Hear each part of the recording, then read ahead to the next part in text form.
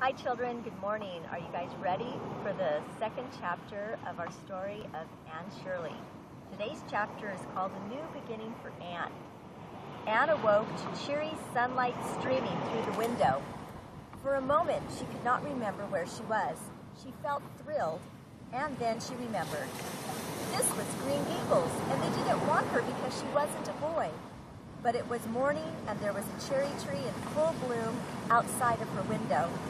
It was hard to be sad when everything outside was so beautiful. Tall trees lined the yard. The orchard sloped down to the lake of shining waters and up a hill to the next farm. She could see just the gable end of the neighbor's farmhouse. Everything was buzzing and blooming in the June sunshine. Marilla came in. "It's time you were dressed," she said. Anne drew a long breath. "Oh, isn't it wonderful? Everything at Green Gables is so beautiful," she said, waving her hand at the scene outside her window. "Even though I'm so sad that I have to leave today, I'll always remember it. I've just been imagining that you wanted me. I was going to stay here forever and ever. Now I have to stop imagining, and that hurts." "You'd better get dressed, and never mind your imagining," said Marilla. "Make your bed, then come down to breakfast." "I'm pretty hungry this morning," Anne announced as she sat down at the table. "The world doesn't seem as bad as it did last night. I'm so glad it's a sunshiny morning. I like rainy mornings real well, too. All sorts of mornings are interesting, don't you think? But it's easier to handle your problems on a sunny day, isn't it?" "For pity's sake, hold your tongue," said Marilla. "You talk way too much for a little girl. This afternoon we'll go to Mrs. Spencer's and get this sorted out. There must be some answer to how this mistake was made." After lunch, Matthew hitched up the buggy, and Marilla and Anne set off.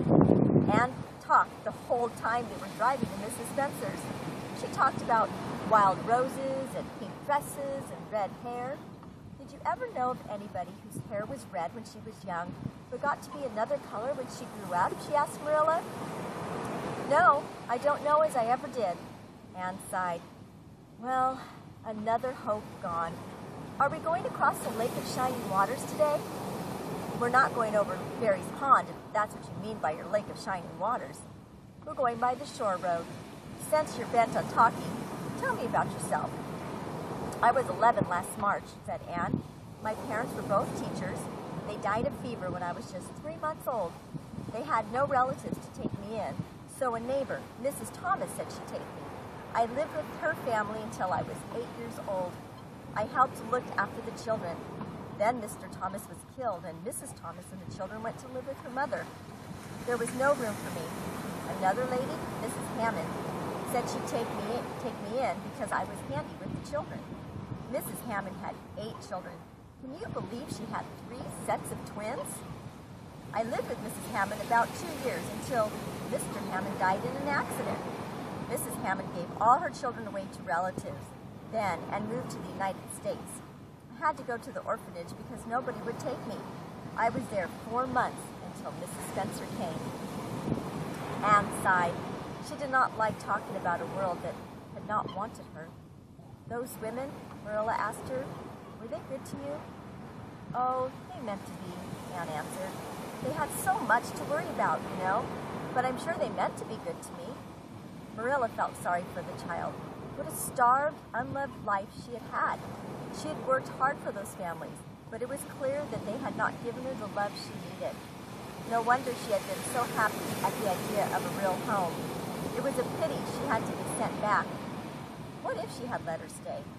Matthew was set on it, and if the child was a nice little girl. They rambled along the shore road with the sandstone cliffs, the scrub firs, and the cove strewn with pebbles, and Anne rambled on too. "Isn't the sea wonderful? Once Mr. Thomas took us all to the shore. I enjoyed every minute, even though I had to look after the children. I lived it over in happy dreams for years. This shore is nicer, and aren't the seagulls splendid? Would you like to be a seagull?" "I would." She talked all the way to Mrs. Spencer's house. Mrs. Spencer was surprised to see Marilla pull up in the buggy with Anne. She invited them in. Marilla explained that there had been a mistake. They had wanted a boy. Mrs. Spencer apologized. She said that the message she had received was that they wanted a girl. It must have gotten mixed up along the way. Can we send her back to the orphanage and get a boy? Marilla asked. Maybe we won't have to send her back, Mrs. Spencer answered. She explained that she had a neighbor, Mrs. Peter Blewett, who wanted to adopt a girl. Mrs. Blewett was tired out from taking care of her large family. She wanted an orphan girl who would work very hard without complaining. Marilla had heard of Mrs. Blewett. People said she was mean and sharp-tongued. The orphan girl she took would have to take care of the children and all the cleaning and cooking and the farm chores, too. Marilla didn't like the idea of sending Anne there. Anne sat listening to them talk. Her eyes burned with tears. Marilla saw how unhappy Anne looked. She could not send her to that horrible Mrs. Blewett. Well, Marilla told Mrs. Spencer, Matthew wants to keep her. I think I'd better take her home and talk it over with him. If we decide not to keep her, we'll bring her back here tomorrow. Marilla said nothing to Matthew until they were out behind the barn later that evening. Then she told him Anne's history and about their visit with Mrs. Spencer. Matthew, admitted Marilla, I'm willing to keep her. I've never brought up a child, and I'll probably make a mess of it, but I'll do my best. And Matthew, you're not to meddle. Perhaps an old maid doesn't know much about bringing up a child, but neither does an old bachelor. So you just leave me to manage her. There, Marilla. You can have your own way, said Matthew. Only be as kind to her as you can without spoiling her. She'll be a good girl. The next morning, Marilla kept Anne busy with chores around the house. She could tell that Anne was smart, obedient, and quick to learn. Her only fault seemed to be a tendency to daydream and to forget about the job she was doing at the time. All day long, Anne waited for Marilla to tell her what she had decided. Would Anne stay at Green Gables or to go live with the Blewett family? Finally, that afternoon, Anne couldn't wait any longer. Please, Miss Cuthbert, are you going to keep me or send me back? I've tried to be patient, but I just can't wait any longer to find out, Anne asked anxiously. Well, said Marilla, Matthew and I have decided to keep you. You can stay here and we will try to do right by you. Oh, it's like a dream come true, explained Anne. Happy tears filled her eyes. I am so glad I can stay here at Green Gables. What should I call you? Do I say Miss Cuthbert all the time, or may I call you Aunt Marilla? I've never had an aunt or any relation at all, not even a grandmother. No, you will call me Marilla, just like everyone else does. Later, Anne asked Marilla, do you think that I'll ever have a dear friend? Diana Barry lives over at Orchard Slope, and she's about your age. She's a very nice little girl. Perhaps she will be a playmate for you. What is Diana like? Her hair isn't red, is it? It's hard enough for me to bear my own red hair. I wouldn't want my best friend to have the same problem. Diana is a very pretty little girl. She has black hair and rosy cheeks, and she is good and smart, which is better than being pretty.